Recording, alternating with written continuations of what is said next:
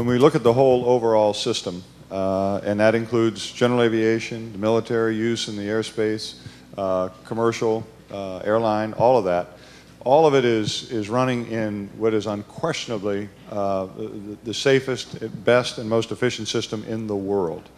And we don't want to jeopardize that.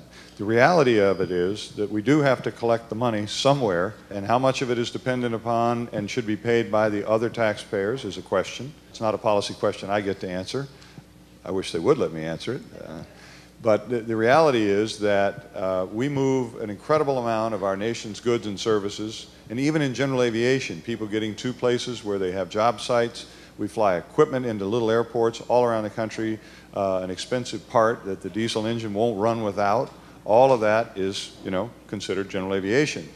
But it does cost money, and we have a budget, and we divided that budget at one point by saying we could tax fuel over here, we could tax waybills and cargo, we could tax passengers and when they buy their tickets.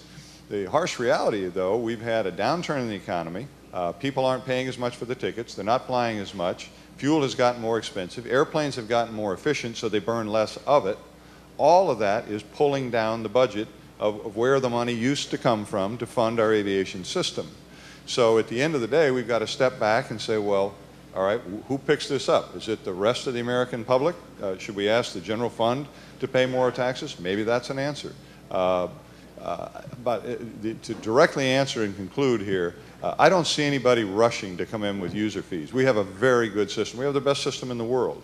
What we are going to have to work together on is finding ways so that we do have the money to keep the system running. And I will tell you, I just don't see any great charge out there. The administration did put in as a placeholder, okay, we'll look at user fees. I think it's just something to say, look, we do have to find some way to do it, but I think at the end of the day, your voices will be heard. We'll find a fair and equitable way that everybody can pay their share and continue to support the great system we have.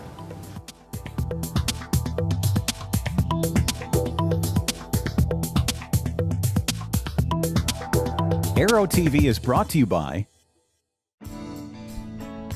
The beauty of the Release 9 system architecture is that you have two fully redundant integrated flight displays. Each has access to all the systems and data.